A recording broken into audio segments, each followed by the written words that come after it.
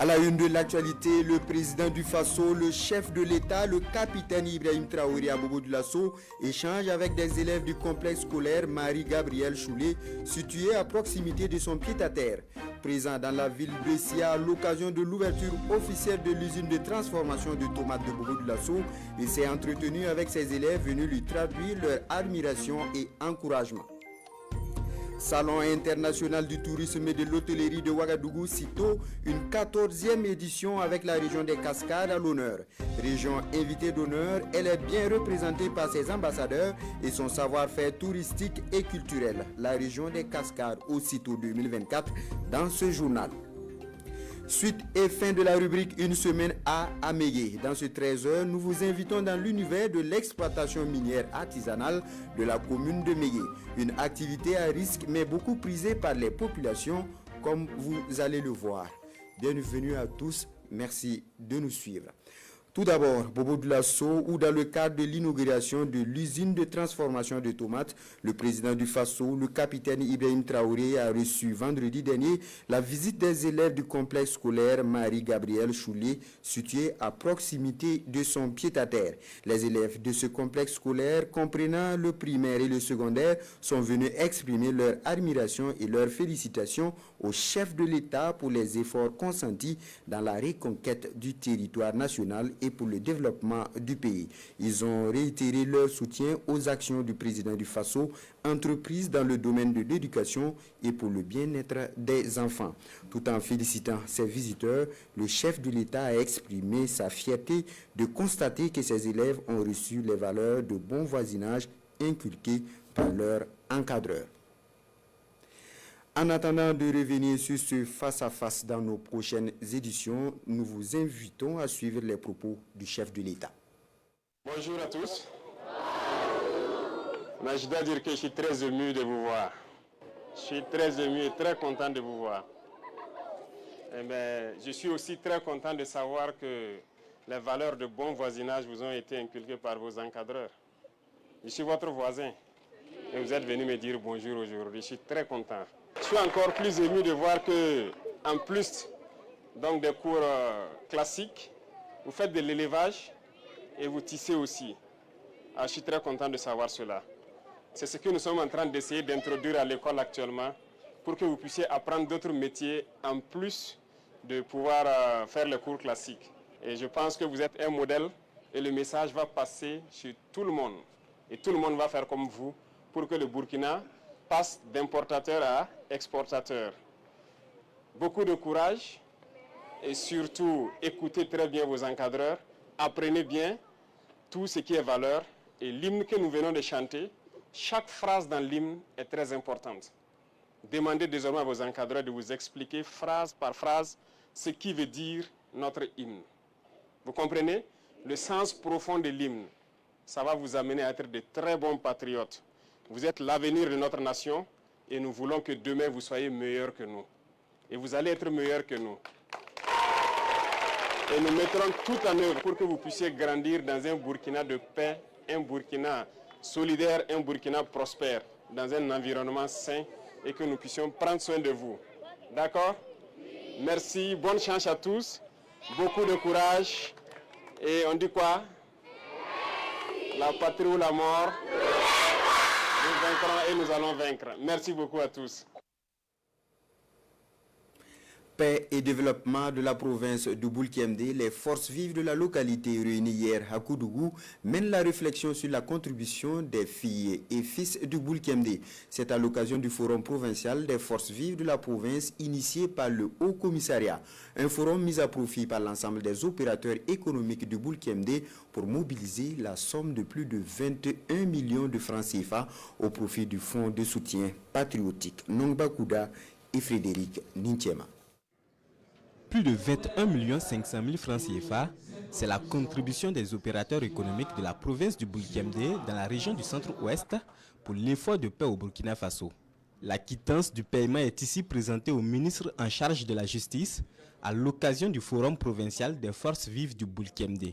Une tribune de réflexion et de débat entre filles et fils de la province afin de proposer des solutions concrètes pour la paix et le développement dans cette localité. Le sentiment patriotique naît au niveau de l'échelle famille et grandir au plan national. Si vous n'aimez pas votre famille, si vous n'aimez pas votre région, si vous n'aimez pas votre province, vous n'allez pas prétendre aimer le Burkina Faso. Et c'est pourquoi nous trouvons que ce forum entre les filles et les fils du Burkina est la bienvenue. Et nous pensons que c'est en discutant qu'on peut dégager des pistes, des solutions aux obstacles qui se présentent devant nous. Nous pouvons relever ensemble les défis qui se présentent à notre pays, qui sont les défis de sécurité et les défis de développement. Le Forum provincial des forces vives du Bulkemde est une initiative du Haut Commissariat de la province. Il regroupe autour des questions de paix, de cohésion sociale et de développement l'ensemble des couches sociales de la localité avec des autorités coutumières, religieuses, militaires et paramilitaires. Nos attentes à l'issue de ce forum est que les filles et fils de cette province, en tout cas au cours de ce forum, puissent se parler, voilà, pour vraiment définir des orientations, formuler des recommandations et des suggestions, trouver des solutions aux préoccupations qui se trouvent dans notre province. Hier, on avait une activité de salubrité où on a tenu sur 2 sites. Dans l'après-midi, on a eu également une crosse populaire qui a rassemblé en tout cas environ 300 personnes, voilà, suivie d'une séance d'aérobic au niveau de la place de la Nation. Cette conférence, qui marque la clôture des activités du forum, réunit 500 personnes selon les chiffres du comité d'organisation. Elle est jumelée à une séance de collecte de sang, initiée dans le but de soulager les forces de défense et de sécurité blessées en opération. Quant à la province du BAM, elle est solidaire des forces combattantes et des autorités burkinabées. Elle a réaffirmé hier à travers la remise de vivres d'une valeur de plus de 8 millions de francs CFA aux volontaires pour la défense de la patrie VDP. Ce geste qui s'inscrit dans le cadre de la journée d'action citoyenne est une initiative des associations de veille citoyenne de la province du BAM. Séance tenante, une collecte spontanée de fonds est réalisée au profit des forces combattantes. Franck Ouedraogo, Moumouniwaga. Des vivres composés entre autres de riz et d'huile alimentaire d'une valeur de plus de 8 millions de francs CFA. Le don est symboliquement fait aux volontaires pour la défense de la patrie. Cette remise qui répond à l'appel du chef de l'État s'inscrit dans le cadre de la journée d'action citoyenne de la province du BAM, une initiative de la coordination provinciale des associations de veille citoyenne. Les VDP se battent aux côtés des autres forces pour la libération totale du territoire. En plus de la veille citoyenne, ce don constitue pour nous une manière de leur témoigner notre soutien. C'est à saluer.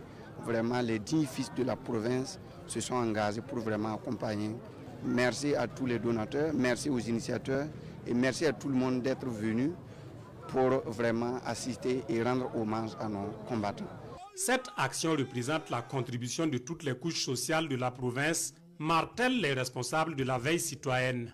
Du haut de la tribune, les slogans et messages pour la mobilisation des filles et fils du BAM autour de la mère patrie s'enchaînent. Jeunes, personnes âgées, autorités coutumières et administratives saluent l'action de la veille citoyenne, un geste qu'ils promettent de perpétuer.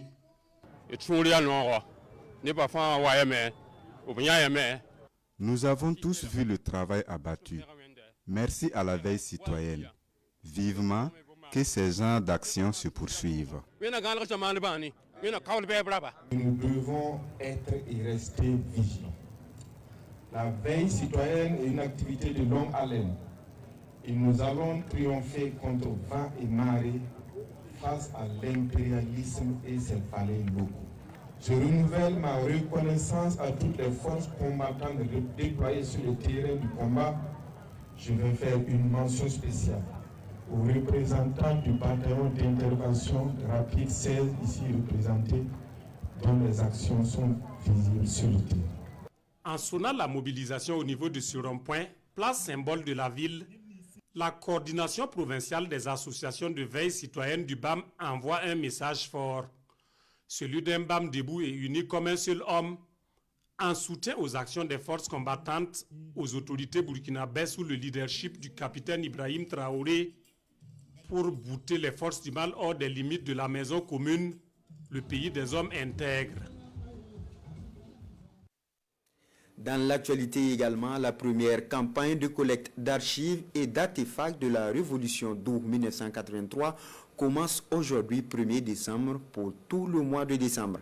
Elle vise à collecter sur toute l'étendue du territoire national et à l'international des archives de la Révolution et du président Thomas Sankara pour le mémorial. L'annonce est faite par le Comité international du mémorial Thomas Sankara lors d'un point de presse. Nongba Kouda et Amandine Lalsaga. Face aux journalistes, le coordonnateur du projet de construction des infrastructures du mémorial Thomas Sankara annonce la campagne de collecte d'archives et d'artefacts de la Révolution d'août 83. Elle va se dérouler du 1er au 31 décembre 2024 à l'échelle nationale et internationale. Nous voulons rassembler les archives et les artefacts pour alimenter les services d'archives, les bibliothèques et particulièrement la maison des mémoires et la bibliothèque numérique qui font partie des infrastructures à réaliser dans le projet de construction des infrastructures donc, du mémorial. Les conférenciers lancent un appel aux populations des villes et des campagnes afin qu'elles accompagnent cet ambitieux projet qui vise à conserver la mémoire de la Révolution d'août 83 et des œuvres et projets du capitaine Thomas Sankara pour les générations futures. À tous ceux qui détiennent des archives, à tous ceux qui ont des témoignages, des artefacts avec le président Thomas Sankara et puis la RDP.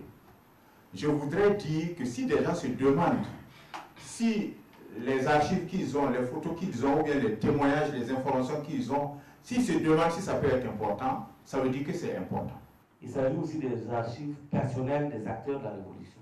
Vous avez des gens qui détiennent encore par devers eux des photos, souvenirs d'une visite de Sankara, et des photos rares de Sankara qui sont encore là, que personne n'a encore vu. C'est ça qu'on demande aux gens de nous céder gracieusement. Cette campagne de collecte d'archives et d'artefacts de la Révolution d'août 83 en est à sa première phase. Selon les conférenciers, une deuxième campagne sera lancée courant premier trimestre 2025. Ouvrons à présent cette page consacrée aux CITO. Les CITO, cet espace de découverte et de partage d'expériences avec des pays invités d'honneur, mais également une région invitée d'honneur, à savoir les Cascades. Une région fortement représentée par ses ambassadeurs touristiques et culturels. Des objets, de la boisson locale et bien d'autres produits made in Cascade sont donnés à voir dans les stands. Zoom sur les stands de la région invitée d'honneur du CITO 2024 avec Fanta Ouattara et Frédéric Nintiema. Voici les objets de la nouvelle mariée dans la communauté Karaboro. Des objets qui sont ici exposés au stand de la région des Cascades, région invitée d'honneur au CITO 2024.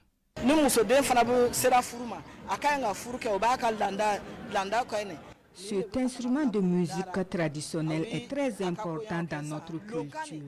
Lorsqu'on veut célébrer un mariage, on l'utilise pour les cérémonies coutumières et les moments de réjouissance, sans quoi un beau-père peut refuser de donner sa fille.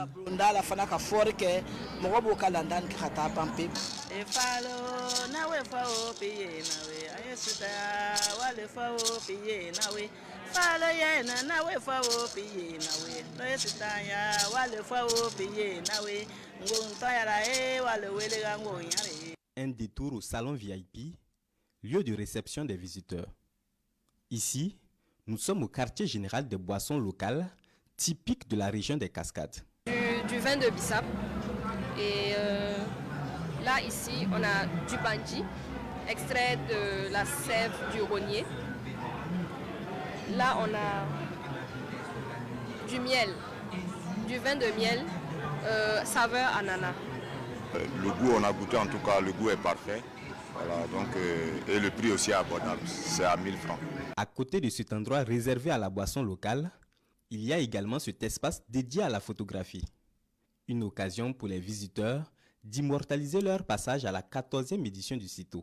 Nous avons un stand dédié aux produits forestiers non ligneux, voilà, qui sont issus en tout cas de la transformation des cultures de la région des Cascades. Et enfin, nous avons un stand qui est dédié au pain tissé et au cocododa, qui sont issus de la transformation du coton burkinabé. Tous ces éléments-là sont un peu une sorte de miniature en tout cas de ce qui est fait, de ce que la région des Cascades a comme potentiel. Parmi les visiteurs du jour, le chef de canton de Karaborola. Il est là pour apporter son soutien à la délégation de la région. Il y a un partage des valeurs culturelles au niveau de la même région. Ce qui fait ce que vous trouverez chez les Karaboros, vous en trouverez chez les Gouins, vous en trouverez chez les Turcas. Si vous prenez les paniers, ils sont utilisés par les différentes communautés. Si vous prenez le balafon, vous en trouverez dans ces différentes communautés. Et donc, ces valeurs-là font que la région des Cascades est une région vraiment qui est une destination à visiter. Cette 14e édition du CITO permet de découvrir toute la richesse culturelle et touristique de la région des Cascades à travers les différentes expositions. Un riche patrimoine à protéger et à valoriser pour les générations futures au regard de son importance pour le développement socio-économique du pays. Et dans la région voisine, les Hauts-Bassins, la ville de Sia et environnants se démarque pour ses nombreux attraits touristiques qui attirent de nombreux visiteurs toute l'année. Ce sont entre autres le mausolée Gimbi Ouattara, la grande mosquée de Dioula-Soba et la vieille ville de Sia. Quant à l'offre d'accueil, le secteur de l'hôtellerie s'est amélioré au fil des ans pour s'adapter aux besoins des touristes. Sur le CITO 2024, les acteurs touristiques bobolais attendent beaucoup pour le développement du secteur. Betty Bienaon, Adama Julien Dambélé. La ville de Bobo-Dioulasso et ses environs regorge de plusieurs attraits touristiques qui se laissent découvrir, des sites historiques aux attractions naturelles, résultats du relief ou du climat. Chaque coin de Bobo-Dioulasso murmure une histoire aux voyageurs en quête d'évasion. Bobo-Dioulasso est aussi une mosaïque culturelle, richesse entretenue par sa population cosmopolite. Il y a toutes les communautés burkinabées qui y vivent. Déjà, ça montre comment est-ce que cette ville se présente culturellement et aussi sur le plan touristique. À Bobo, on a actuellement 3 musées. Voilà, le musée de la musique, le musée Sogosira Sanou et le musée Senufo. Au centre-ville, les masques, c'est que c'est aussi un pan touristique quand même qui permet à beaucoup de gens, à beaucoup de personnes à découvrir, à voir un peu les types de masques qui existent. Les clients, quand ils viennent à Bobo, plutôt ils veulent voir la grande mosquée. On les amène pour visiter, on peut rentrer dedans, filmer et faire la photo. Bobo, capitale culturelle par excellence et vitrine de promotion des arts de la scène et du spectacle, à travers ses centres culturels, à l'image du centre Idrissa Kone, ex-Bambou. Chaque week-end, les visiteurs peuvent y passer d'agréables moments en compagnie d'artistes locaux ou de stars internationales. Cheikh Tidiane Seck, Mamar Kassir du Niger, mais ils ont joué ici. Il y avait combien d'Espagnols, combien de Français, combien d'Anglais? Aux énormes potentialités touristiques s'ajoute une grande capacité d'accueil à travers les unités hôtelières. Ce secteur s'est développé au fil du temps à Bobo-Dioulasso pour s'adapter aux besoins des touristes. Nous sommes maintenant à plusieurs hôtels avec plusieurs étoiles et nous offrons beaucoup de possibilités à nos visiteurs. Ou même si vous voulez visiter des sites touristiques, nous avions carrément un guide avec qui nous travaillons de façon permanente. Ces acteurs du tourisme et ceux du secteur de l'hôtellerie dans la ville de Bobo-Dioulasso fondent beaucoup d'espoir sur la 14e édition du CITO, le Salon international du tourisme et de l'hôtellerie de Ouagadougou. Au plan national, le Burkina Faso regorge un potentiel touristique impressionnant. 1080 sites et attraits touristiques en 2016. Les offres touristiques se déclinent en 2 grandes catégories, à savoir les offres originelles comprenant les sites et attraits touristiques et les offres dérivées qui regroupent des structures professionnelles facilitant ainsi l'activité touristique au Burkina Faso. Zoom sur quelques aspects de ce potentiel touristique avec Moumouni Wanga. Mémorial Thomas Sankara, l'une des plus grandes attractions touristiques au Burkina Faso. Situé en plein cœur de la capitale, il est le site le plus visité en 2024, cela malgré que le projet futuriste le concernant suit toujours son cours. Pourtant, ce site représente une infime partie du potentiel touristique du pays de Thomas Sankara. Selon les statistiques du ministère de la Communication, de la Culture, des Arts et du Tourisme, le Burkina Faso comptait 1080 sites et attraits touristiques en 2016 et subdivisés en 4 grandes zones. la zone touristique de l'Ouest, celle du centre, de l'Est et la zone touristique du Sahel. Parmi cette pléthore de sites touristiques, 4 sont inscrits au patrimoine mondial de l'UNESCO. Les ruines de l'Oropénie, le complexe W. Arli Penjari, les sites de métallurgie ancienne et la plus récente, la cour royale de Tiébélé. Ce qui témoigne de la richesse touristique du pays quand on sait que nombre de pays ne disposent d'aucun site dans ce registre.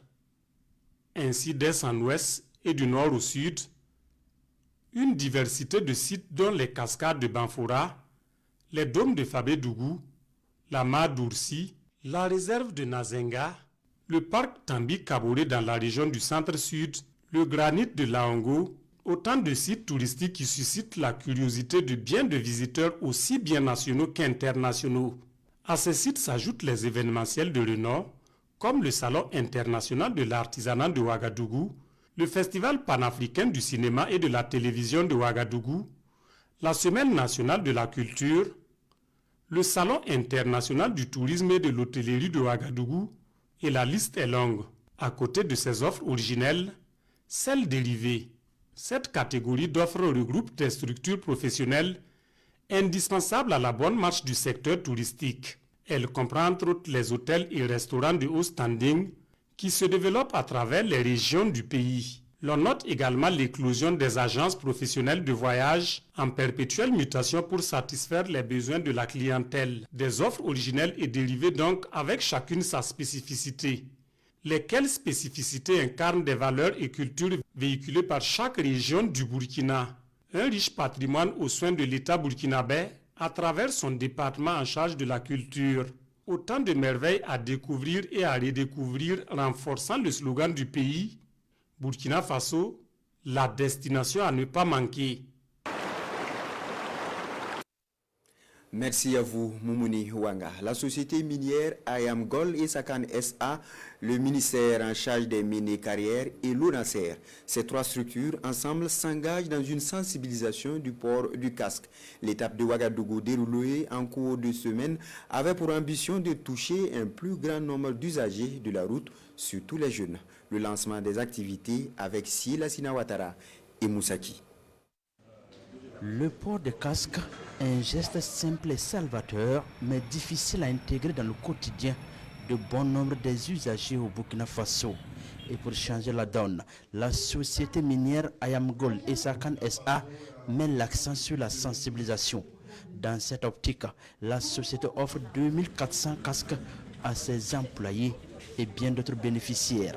Le port du casque est vraiment une mesure à encourager pour éviter donc d'avoir des blessures graves ou des fatalités. La mesure est obligatoire, mais il faut qu'on continue la sensibilisation et qu'on invite vraiment à des comportements exemplaires en la matière.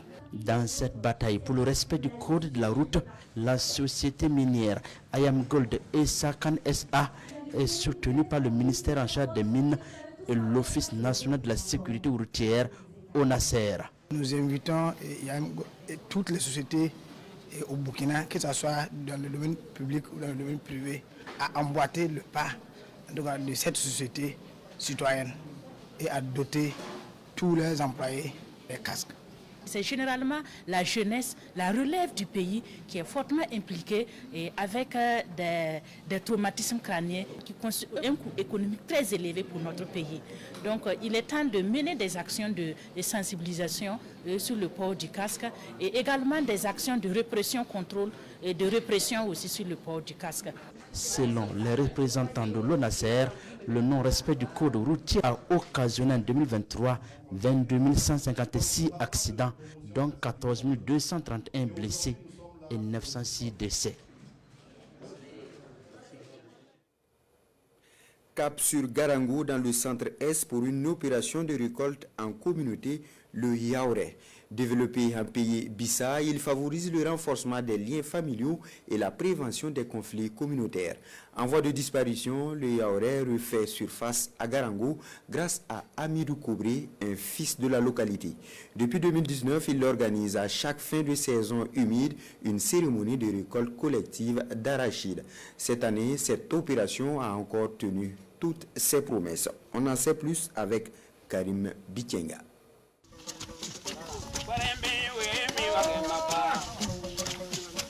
Une récolte d'arachide au rythme des sonorités du terroir Bissa.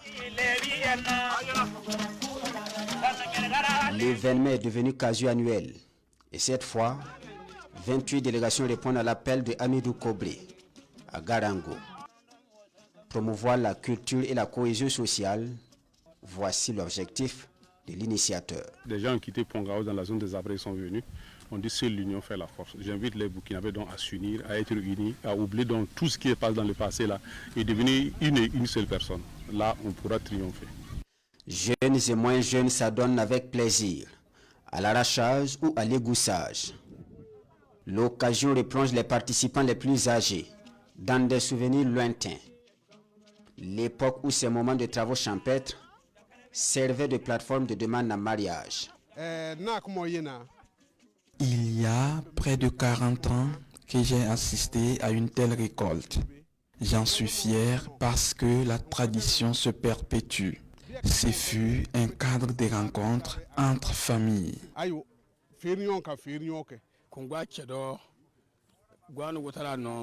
L'argent a tendance à remplacer les liens familiaux. Auparavant, c'est à ces occasions que les conjoints s'identifiaient. De telles actions ont permis l'union de plusieurs couples. Au-delà de promouvoir la culture et la cohésion sociale, l'initiative a une vocation qualitative. Les récoltes sont destinées à des femmes vulnérables, certaines d'entre elles regroupées en associations.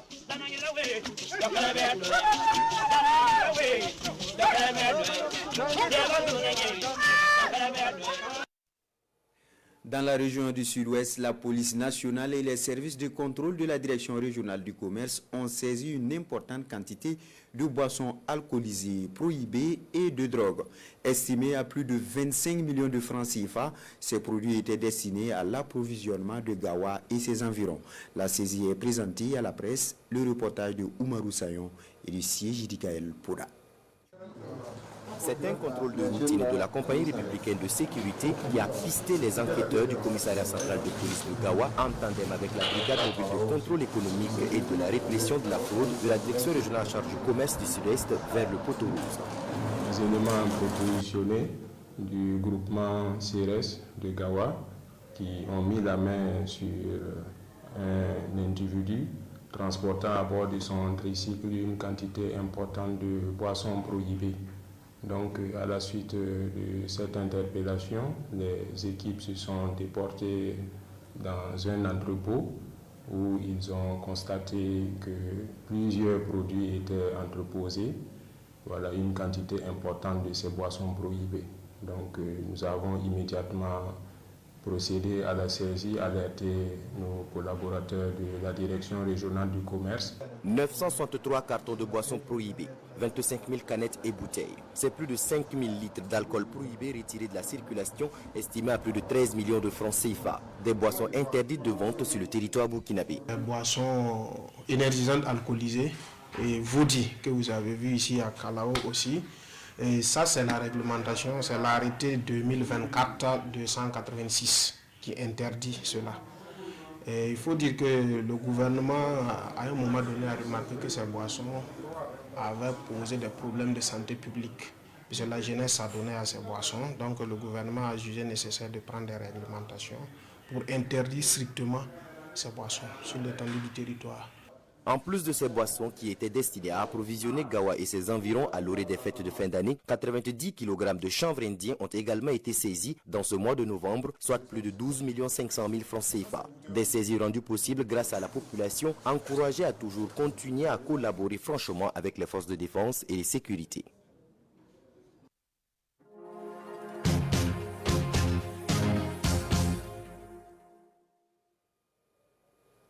Des activités menées par les populations à Mégué, on note l'orpaillage. La commune a 4 sites d'exploitation minière artisanale et grâce à cette activité que les orpailleurs trouvent un peu difficile, il y a des chanceux qui ont pu se procurer divers biens à travers cette activité. Zoom sur l'orpaillage à Mégué avec Alassane Kendebego et Moussaki. Au secteur 1 à la sortie sud de la ville, se trouve l'un des 4 sites d'orpaillage de la commune de Mégué. Ici, on concasse le granit. Si on écrase le granit, on peut gagner comme on peut perdre. S'il arrive qu'on ne gagne pas, le propriétaire du moulin ne réclame rien. Des fois, on gagne 20 000 francs ou 15 000 francs. Il enlève sa part et il nous donne le reste. De l'autre côté, l'on l'écrase. La poudre est ensuite sculptée à l'aide de l'eau pour repérer les pépites de métal jaune. L'activité occupe bon nombre de personnes de la localité. L'orpaillage est la principale activité ici à Mégué. Tout le monde est dans cette activité. Les maisons que vous voyez sont construites grâce à l'or. Aux côtés de ces hommes, d'autres femmes à la recherche des roches. Il faut à certains endroits utiliser une pioche. Un travail pénible à laquelle s'adonnent ces dames. Nous sommes venus ici pour chercher les cailloux. Quand on descend, on les tape pour partir écraser. Le jour, on peut gagner 10 000 ou 5 000. C'est pour nos besoins seulement. On achète des habits, des chaussures. Cela fait environ 2 ans que Moussa Gansouré et ses frères sont sur ce site artisanal. Pour lui, même si l'orpaillage est une activité difficile, il fait des heureux gagnants. Nous venons de Wayouya. Ça marche un peu. Grâce à l'or, on a pu payer des motos, construire des maisons et organiser nos mariages. Sibnouaga Bibego est un jeune orpailleur du secteur 1 de Mégué. Il nous montre des images de l'or qu'il vient de vendre. Voilà le poids qui est là. Quand tu pars maintenant, on te donne le régime même tout. En tout cas, sincèrement, je ne vais pas mentir avec l'orpaillage que je fais sur le site. J'ai pu construire sur moi, je dors là-bas. Moi, j'ai pu payer un moto pour rouler. Bon, quand on parle de véhicule, j'ai un véhicule aussi. C'était pas l'orpaillage. Mais nous, on trouve que avec l'orpaillage là, il faut que l'État même met sa main là-dessus. Pour l'accompagnement contre des produits chimiques, pour que tout ça soit évolué, pour qu'on puisse gagner beaucoup, travailler facilement, et puis pour vivre long avec nos enfants et nos petits-enfants. Bon, Mégué, ça contient 80% des orpailleurs parce que c'est un domaine à Mégué ici, sincèrement, là, c'est leur domaine. Avant les faire, mais à l'air, là, c'est ça qui est leur travail. Quand vous parlez de 5 grammes, là, 5 grammes, là, c'est combien? 75. Le gramme d'or coûte environ 50 000 francs CFA de nos jours. Et selon plusieurs témoignages, l'orpaillage contribue beaucoup au développement socio-économique de Mégué. J'ai cherché l'or partout. J'étais au Niger et je suis rentré avec 2 véhicules grâce à l'orpaillage. C'est l'or qui fait le développement de Mégué. Les orpailleurs appellent à l'installation de matériel de fonte pour faciliter l'extraction de l'or sur place. Ils demandent également la création d'un fonds spécial d'achat d'or pour permettre à l'État burkinabé de bien contrôler cette ressource. Des initiatives qui pourraient contribuer de façon significative à l'essor économique de la commune de Mégué, de la province du Ganjourgou, voire de tout le pays.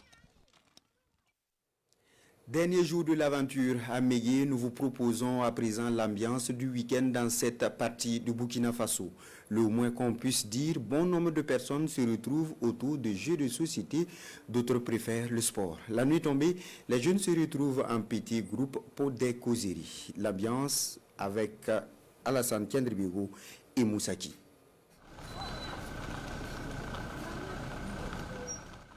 Un samedi soir à Mégué, dans la province du Ganjourgou, région du plateau central.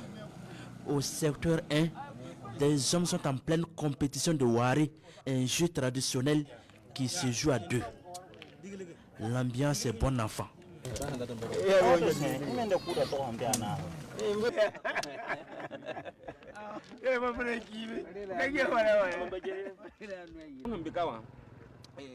On se partage ici des expériences de vie. Cela permet de raffermir nos liens d'amitié. Il y a des gens qui ont quitté d'autres secteurs pour être ici. C'est bien. On fait des économies. Le Wari se pratique après les travaux champêtres.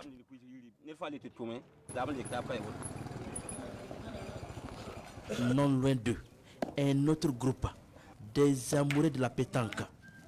Un lieu de retrouvailles pour ces hommes qui, au fil des temps, a donné naissance à un club, le club de pétanque de Mégué.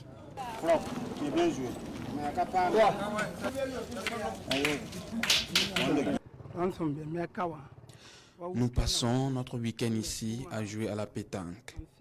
Ici, on oublie un temps soit peu nos soucis. Cela fait 15 ans que je joue la pétanque. Le week-end, il y a vraiment de l'engouement. Du secteur 1, cap sur le terrain communal au secteur 4 de Mégué. Ces jeunes se retrouvent ici chaque samedi pour jouer au football. Là où les jeunes peuvent se rencontrer, c'est au terrain. Et le foot nous aide à se rencontrer, à former de l'amitié. Donc c'est pour cela qu'on a choisi de venir jouer au terrain pour que tout le monde se rassemble. La nuit tombe sur Mégué. Dans les rues, quelques jeunes se regroupent et mènent la causerie. Une manière pour eux de passer le samedi soir. Le samedi soir, si on a l'argent, on se retrouve dans un coin calme pour manger la viande. On peut également passer le week-end à la maison pour faire plaisir aux parents.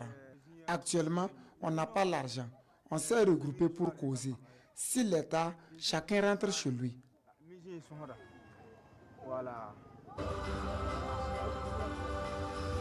Un tour dans les maquis et boîtes de nuit au secteur 2, puis au secteur 3 et 4 de la ville. Il y a peu d'affluence, avec des espaces presque vides à certains endroits.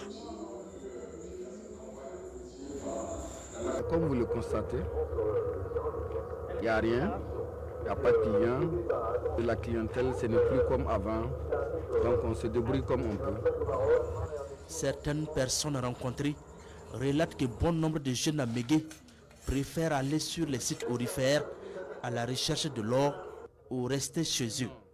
Tous ont une pensée aux forces combattantes engagées pour la libération totale du territoire national. L'Association des jeunes pour la promotion et la valorisation des actes culturels a organisé la deuxième édition de la soirée de récompense dénommée Sodaga d'or. Une édition qui a connu la consécration d'artistes FDS, mais aussi civils dans 6 catégories distinctes. Le palmarès avec Issoufou Kabouri et Yarkiteda. Le prix du Sodaga d'or est attribué à Priva. Priva est le grand vainqueur de la deuxième édition du Sodaga d'or selon le verdict du jury. 80 au départ de la compétition, 6 sont sacrés lauréats du Sodaga séjour. Sodaga de la révélation, Sodaga du meilleur clip ou encore Sodaga de la meilleure collaboration, Sodaga de la meilleure chanson rendant hommage aux forces de défense et de sécurité et bien entendu le Sodaga d'or décerné ici à l'artiste gendarme Priva qui s'adjuge également le Sodaga du public. C'est juste une nette évolution. Et c'était l'expérience que j'avais l'année passée. de remporter ce Sodaga d'or là, que je dédie immédiatement à tous mes collègues qui sont actuellement au front dans la nuit actuellement. Voilà, ce Sodaga c'est pour eux, puisque les chansons que je fais c'est juste pour les encourager, voilà, pour les amener à se donner au maximum. Le Sodaga d'or est un projet culturel porté par l'association des jeunes pour la promotion et la valorisation des arts culturels. Une initiative pour magnifier le travail des FDS qui, en plus de porter l'arme, porte également un micro, une plume ou un pinceau. C'est une activité que nous avons initiée pour rassembler les forces de défense et de sécurité, promouvoir les talents au sein des forces de défense et de sécurité et véhiculer aussi un message de paix à l'endroit de la population touchée par cette crise sécuritaire. Le Sodaga d'or de la deuxième édition répare les mains garnies du présent, dont le trophée et un bon d'enregistrement d'1 250 000 francs CFA. Il n'est pas le seul récipiendaire de la soirée. Les partenaires et collaborateurs du comité d'organisation rentrent également avec des attestations de reconnaissance. Sport football pour le premier derby des Cascades dans l'histoire du football burkinabé. La Ligue de football professionnel a donné la parole aux acteurs de ce choc Sporting Cascade ISCO de Banfoura hier dans la salle de réunion de la direction régionale des sports à Banfoura. Les propos des entraîneurs et des capitaines des deux équipes au micro de Jérôme Tiendrebego. Nous allons proposer au public de Banfoura un très grand match. Un match digne de ce nom. Nous promettons à nos sporteurs de les gratifier d'un spectacle avec un très bon résultat à la fin. En tout cas, l'ISCO va montrer un nouveau visage. C'est une équipe joueuse, c'est une équipe qui tient bien le ballon. Ici, c'est faire tout pour empêcher ces jeunes-là de posséder le ballon. C'est un derby, quand il y a la niaque qui est là, il y a le public qui est là, il y a la motivation qui est là, il y a ce qui est en face qui est là, qui est l'adversaire.